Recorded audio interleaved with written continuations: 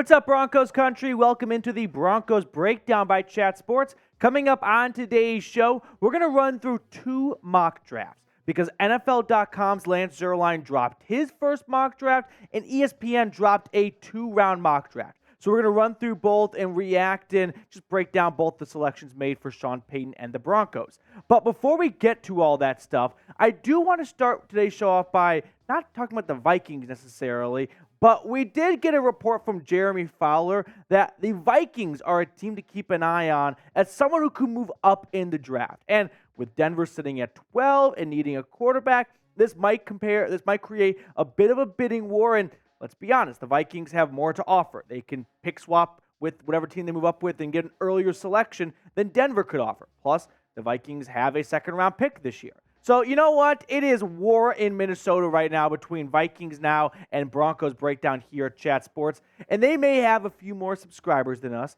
but me and host Patrick Seatman from Vikings Now, we are doing a race to the next 1,000 milestone. So we are 696 away. They are more away. So you know what? Let's make sure we beat them to the next 1,000 milestone in subscribers.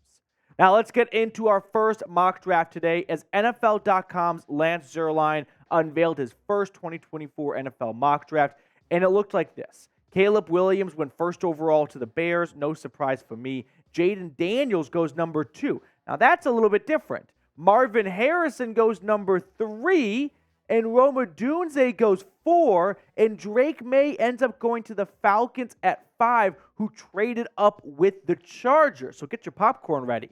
Moving on here as we get closer to number 12, the Giants go offensive line along with the Titans.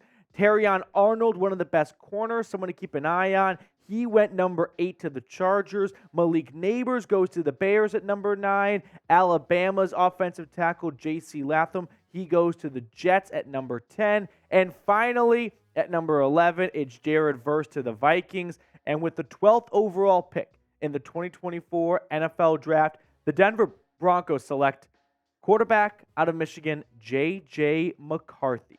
So we've talked about JJ before on the show. In fact, we talked about him in our last video. But let's get to know JJ McCarthy a little bit better for those of you just kind of ramping up your draft content. He's 6'3", 202 pounds.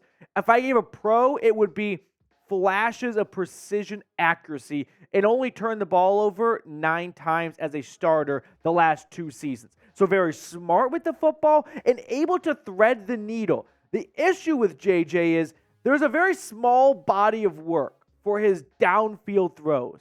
The comparison or the analogy that has been made is JJ McCarthy is a pitcher who has a 93-mile-per-hour fastball. That's good. That's going to get you to the majors probably, but he doesn't have anything else. Like, we don't see enough out of JJ from Michigan to have an idea as what kind of quarterback is he when it comes to throwing the ball down the field. Michigan ran the ball so much, they just never asked or needed JJ to do that. They were never put in situations where they needed McCarthy to throw the ball 45 times to lead a 10-point comeback. He only threw the ball 18 times in the national championship. So this is just a dicey, risky pick at number 12 when there's just not a lot of tape out there as to can JJ McCarthy throw the piss out of the football 35 yards down the field, back shoulder throw, and thread the needle? Maybe, but maybe not. We just don't really know. Now, here's what Lance Zierlein had to say on this pick for the Broncos. NFL evaluators have described McCarthy's processing as elite in my conversations with them. Drew Brees was a great processor, but he didn't have the same athletic ability that McCarthy offers. This just feels like a Sean Payton pick. And I will agree, this does feel like a Sean Payton pick in terms of JJ McCarthy, smart with the football, can read defense as well, can run a complex offense. You know that Sean Payton is thinking, if he worked under Jim Harbaugh, he clearly knows what's going on in between the ears, X's and O's wise from a football standpoint. Sean Payton needs that out of a quarterback, right? He needs a quarterback that can run, in my opinion, the most complex offense in the National Football League. But what I will say is, number 12 overall, it seems too early. Now, if you truly believe J.J. McCarthy is the quarterback of the future, you don't play with your food. You go out and get him. Yeah, in the moment, it might feel too early, But imagine if someone's like, don't take Tom Brady in round 3. That's too early. Wait to get him in round 4. No, if he's your guy, you go get him. But if he's not your guy, or if you're not 100% certain about it, using the 12th overall pick on a quarterback you kind of like, that's not a good use of a top half pick in the first round of the draft. So Denver has to be absolutely certain that he is the guy. And if he is, full steam ahead. Go use the 12th overall pick on him. Who cares what the mock drafts say right now? But if you just like him and you just want a quarterback, don't use the 12th overall pick on that. Use that pick on a player you are much more certain of being a hit. Now, before we get on to the rest of today's show, do you want to go quarterback no matter what at pick number 12? I don't. I'm a big advocate for best player available. My tombstone is going to read 2 things. 1, take the points in the first half. 2, best player available.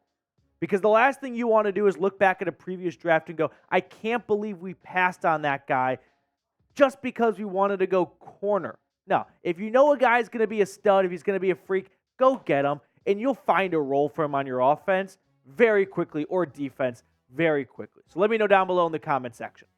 Now let's kind of round out Lance Zierlein's mock draft by sprinting through the remaining selections in case you guys are wondering.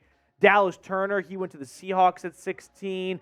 Some corners to keep an eye on because Denver could go cornerback. Nate Wiggins out of Clemson. He went to the Rams at 19. Kool-Aid McKinstry, we've talked about him before. He went to Philly at 22. Chop Robinson, an edge rusher, another name to watch for. He goes to the Houston Texans at number 23. Getting out the rest of this mock draft, how about this selection? At pick number 30, we've got New England trading back into round 1 to take Bo Nix, quarterback out of Oregon. And that's actually who we're going to talk about next on the show. So an interesting prediction right there from Lance Zierlein that the Patriots trade back into round 1 after going Marvin Harrison at number 3. And hey, if Bo Nix actually pans out, the Patriots are the greatest drafters of this year because they get the number 1 wide receiver and they get Bo Nix if Bo Nix turns out to be a franchise QB. Talk about, an absolute haul of round 1. Now, before we get on to our next mock draft reaction from ESPN, I do want to share with you guys an awesome sponsor today, which is Game Time.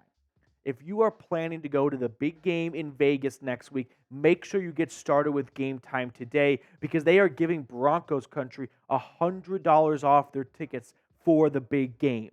Now, let's say you are not planning to go to the big game and you want to catch an Avs game, a Nuggets game. You want to go see some Rockies spring training because you're a little, loosey-goosey up in the head. Well, whatever sporting events you want to see, local or anywhere else, make sure you download Game Time today because they are going to give you $20 off your first purchase. So download Game Time today and use that promo code BroncosChat for $20 off.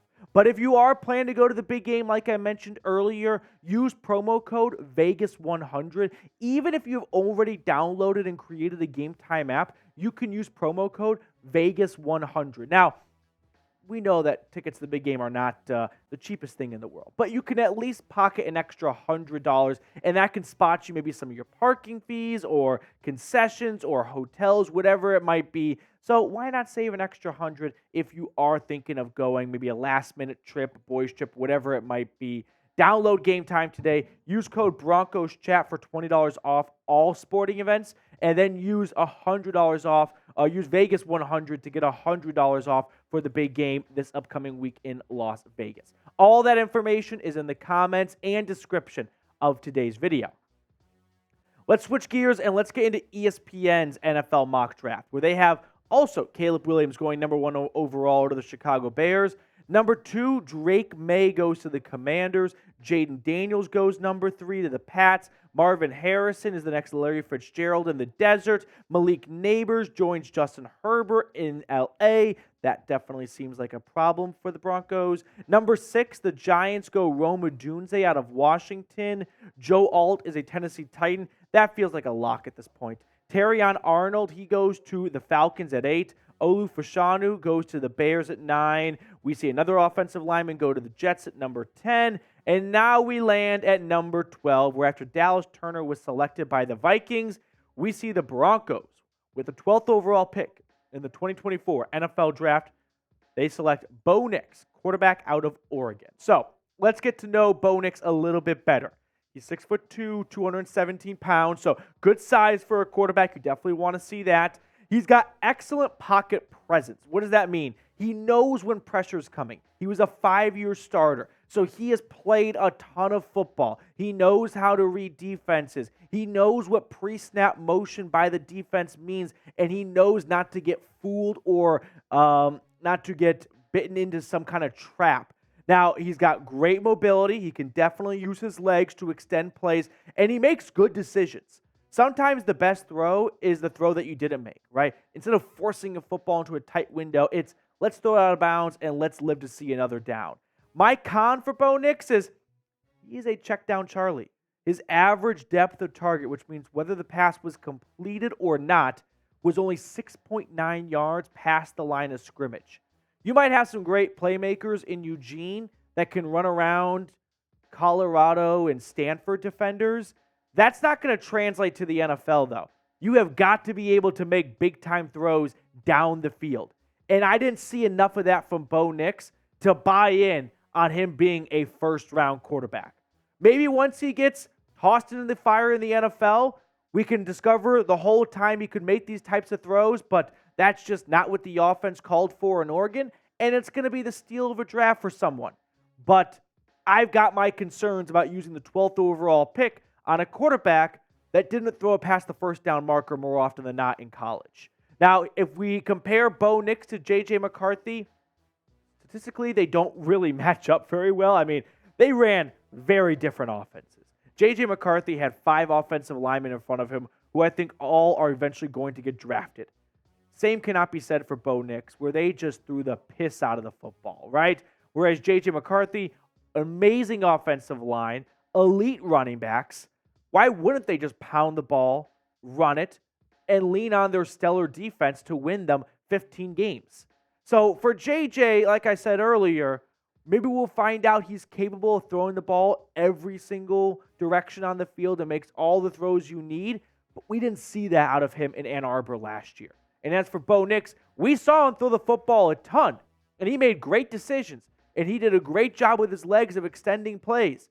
But I didn't see him make some beautiful back shoulder throws at Eugene more than a few times here or there to be certain that he can do that in the NFL, and that's why you're going to use a first-round pick on him. So pick a quarterback for me, Bo Nix or JJ McCarthy. I understand that Denver needs a quarterback. We all know that. I'm not bringing any new information to the table. I'm not really in love with either of these guys at pick number 12, to be frankly honest with you. I think they both have their pros, they both have their cons, but the 12th overall pick, hopefully you're not picking top 12 very often. But if you are, you got to have a home run. You just can't have a bunt. You can't have an infield single. It needs to be out of the ballpark. And for Denver, I don't think any of these guys are going to be home run selections. If I had to pick one, I'd go with JJ McCarthy. I don't really like either one all that much at pick number 12. If I get the notification, if I am told by a time traveler that Denver gets one of these guys in round 3, I love it. I think value-wise, huge ceiling, right? And if it doesn't work out, okay, it's a third-round pick, c'est la vie. The world's going to keep spinning, and Denver is not going to be doomed because they missed one third-round draft pick. You miss a first when you already need a quarterback, and this thing could really spiral out of control. So if I had to pick one, I would lean JJ McCarthy, but I do think he probably needs a year of sitting behind a starter in the NFL before he's ready to jump in as a week 1 starter. To round it out, let's also sprint through the remaining ESPN mock draft. Now, they did a 2-round mocker. How unfortunate, though, that Denver does not have a second-round pick. So we see Byron Murphy out of Texas go to Seattle. Moving along here, Jazar Newton, the defensive tackle out of Illinois. He goes number 21 overall to the Miami Dolphins. Quinion Mitchell, cornerback out of Toledo. He was a stud at the Senior Bowl. He goes to Philly at number 22. Cooper DeJean, our Well, one of the two unicorns in the NFL soon to be, the white corners, he goes to Green Bay at number 25. To round it out here, we see a couple of offensive linemen and defensive linemen go towards the end. And when you pick towards the end of round one, it's never a bad idea to build up in the trenches a little bit. And to round out this mock draft, we see the Kansas City Chiefs take an absolute no-brainer, the best wide receiver available. Whoever it is, whoever they've got at the top of their big board at that position, they have got to go that way at pick number 31 or 32. Hopefully number 31. But who do you want Denver to pick? If you were calling the shots at pick number 12, who do you think is just the guy that you do not want to see leave the draft without wearing a Broncos hat? Let me know down below in the comment section. That's going to do it for us on today's show. Thank you so much for tuning in and making us a part of your day. If you're still watching, by the way, type DEN down in the comment section. I just love to see who watches all the way until the end of the video.